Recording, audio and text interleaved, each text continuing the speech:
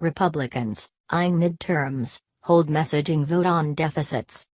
Washington, Reuters. The Republican-controlled U.S. House of Representatives on Thursday failed to pass a balanced budget amendment that would have prohibited federal spending from exceeding revenues. Republicans held the symbolic vote to show voters that their party still cares about fiscal responsibility just days after congressional budget analysts said annual U.S. deficits will soon approach $1 trillion due to recent legislation. The balanced budget amendment to the Constitution had little chance of becoming law since it would need Democratic support in the House and Senate, and approval from 3/4 of U.S. states. Republicans pushed for it despite passing tax cuts in December that are projected to add $1.9 trillion to the national debt over the next decade. Last month, the Congress passed a bipartisan $1.3 trillion spending bill, adding even more red ink. Republicans, who portrayed themselves as fiscal conservatives when their party was out of power, now control both chambers of Congress as well as the White House. The balanced budget amendment was a messaging measure, said Republican Representative Charlie Dent, who voted for the tax cuts and the spending bill. It's an effort to convince our base that we really care about the budget, but that's a pretty audacious thing to do shortly after the spending bill, said Republican Representative Thomas Massie, a libertarian-leaning fiscal conservative who supported the tax bill, but not the spending package. Separately, some Republicans are working with the White House to try to undo portions of the spending package.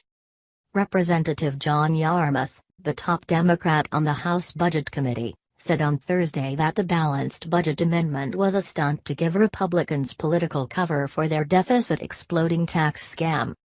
The tax law, the spending bill and other recent measures, will result in an $804 billion deficit in fiscal 2018, compared with a $665 billion budget gap in fiscal 2017, the nonpartisan Congressional Budget Office projected this week.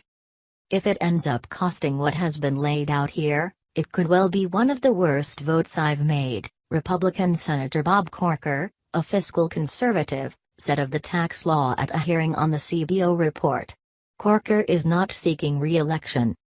The tax law, passed without Democratic support, is the Republicans' main legislative achievement since President Donald Trump took office in January 2017, and many lawmakers plan to highlight it in their re-election campaigns.